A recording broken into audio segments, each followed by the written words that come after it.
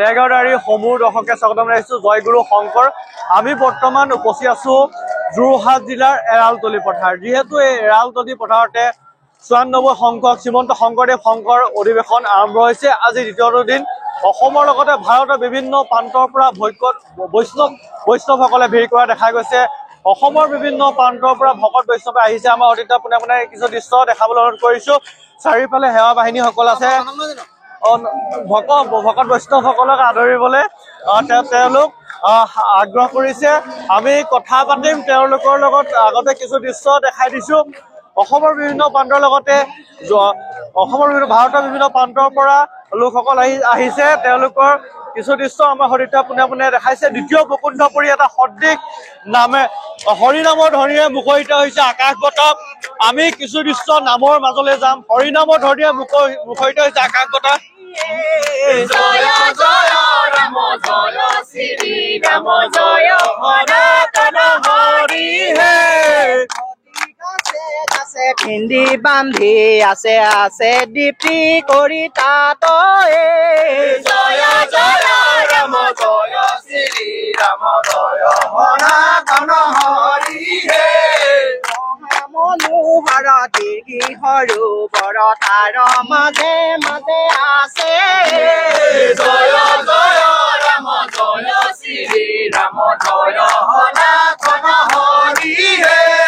চাৰিওকাষৰে Pablo বাখৰে মৰকত কটি কটি জয় জয় ৰাম জয় শ্ৰী ৰাম জয় সনাতন হৰি হে। কমল ভেটয়ুত পল ফুলি আছে তাত ৰঞ্জিয়ে জয় জয়। আইদেউ ক'ৰ পৰা আহিছে? আমি শিৱসাগৰৰ পৰা আহিছো। কেনেকুৱা লাগিছে? ভাল লাগিছে। ভাল লাগিছে। কিমান আহিছে আপোনালোকৰ? আমাৰ আহিছো ৪৫ জন মান আহিছো। কিমান আহিছে?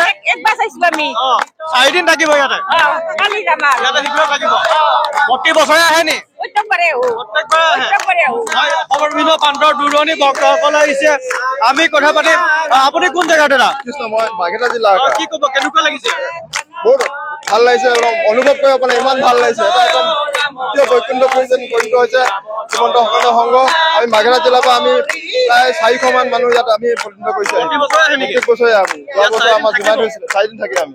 পৰিৱেশটো কেনেকুৱা লাগিছে? পৰিৱেশ বহুত ধুনীয়া সুন্দৰ পৰিৱেশ হৈছে।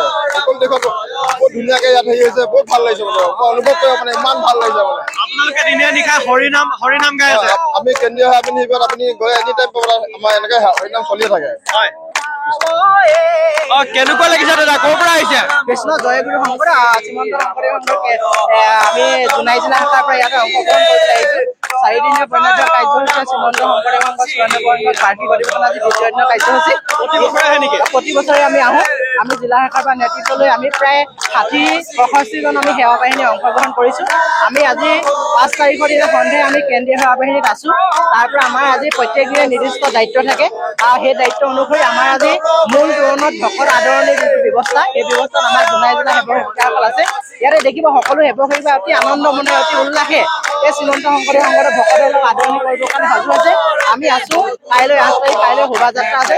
কাইলৈ দেখিব আমাৰ সেৱা বাহিনী ইয়াতকৈ অতি আগ্ৰহেৰে পুৱাৰ পৰা গা পা ধুই তেওঁলোকে আমাৰ ভকতসকল অহাৰ আগতে আজৰি হৈ যাব। গতিকে সকলো ধৰণৰ আহক, আপোনালোকক দেখাওক, ভাল লাগিব।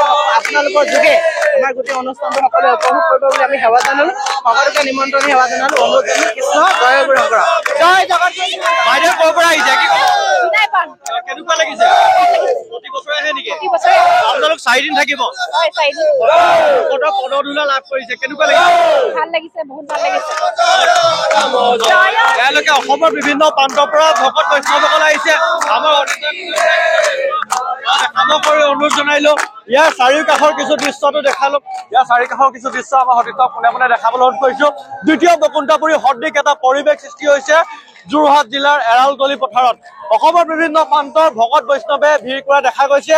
আৰু আজি দ্বিতীয়টো দিনাও ভকত বৈষ্ণৱৰ ভিৰ কমা নাই। আমি কথা পাতিম। দাদা ক'ৰ পৰা আহিছে? কলিয়াবৰ। কেনেকুৱা লাগিছে? অতি সুন্দৰ, অতি সুন্দৰ।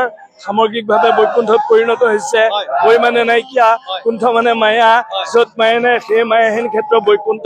শ্ৰীমন্ত শংকৰদেৱ কন্যাৰ এই 94 সংখ্যক বাৰ্ষিক অধিৱেশন অময়াপুৰীত বৈকুণ্ঠত পৰিণত হৈছে। প্ৰতি বছৰে আহে আহো আহো 4 দিন থাকিব। থাকিম। কেনেকুৱা লাগে দ্বিতীয় বৈকুণ্ঠপুৰী সদৃশ চাৰিওফালে হৰিনামৰ ধ্বনিৰে মুখৰিত হৈছে আকাশ বতাহ। এটা দ্বিতীয় বৈকুণ্ঠপুৰী। হয়, শিশুৰ মুখত আবাল বৃদ্ধ বনিতা সকলোৰে মুখত এতিয়া এটাই শব্দ কৃষ্ণ। গতিকে স্ত্ৰী বাল্য বৃদ্ধ সমস্তৰে অধিকাৰ কলিত হৰিনামে সাৰ। এয়া গুৰুজনাৰ সাৰ বাণী। গতিকে ইয়াকে শিৰত লৈ শ্ৰীমন্ত শংকৰদেৱ সংঘই স্তব্ধ নোহোৱাকৈ গতি আগবঢ়াই অনিৰুদ্ধ গতিত সমস্ত জগতবাসীত গুৰুজনাৰ বিশ্বজনীন যি একশৰণ হৰিনাম ধৰ্ম বিজ্ঞানসন্মতভাৱে প্ৰচাৰ প্ৰসাৰত যি অগ্ৰণী ভূমিকা গ্ৰহণ কৰিছে ই অন্যান্য বিশ্বত বিৰল। কৃষ্ণ তেওঁলোক ধন্যবাদ জনাইছো, যথেষ্ট ব্যস্ত। তাৰ মাজত আমি কিছু দৃশ্য আমাৰ সতীৰ্থই দেখাই আছে। আমাৰ গীতৰ মূল গীতৰ যিখন তোৰণ সেইখন দেখাবলৈ অনুৰোধ কৰিছো। অগ্নিগড়ৰ আৰ্হিত গঢ়ি তোলা হৈছে মূল তোৰণখন। অসমৰ বিভিন্ন প্ৰান্তৰ ভকত বৈষ্ণৱে ভিৰ কৰা দেখা গৈছে। আমি ভিতৰত আছে প্ৰায় 200টা চৌকাৰ এটা ভোজনালয়। প্ৰায় 10,000-15,000 ভক্ত একেলগে ভোজন গ্ৰহণ কৰিব পৰা, সিদ্ধ গ্ৰহণ কৰিব পাৰে তেওঁলোকৰ ভোজনালয়। আমি সামগ্ৰিক দৃশ্য কিছু দেখাই আছো। আমি ভিতৰলৈ সোমাই যাম। ভিতৰৰ কিছু দৃশ্য যিভাগ অস্থায়ী নামঘৰৰ পৰা আদি কৰি সকলো দৃশ্য দেখাই আজি প্ৰতিবেদনটো শেষ কৰিম। দিলে বলক আমি ভিতৰলৈ সোমাই যাওঁ।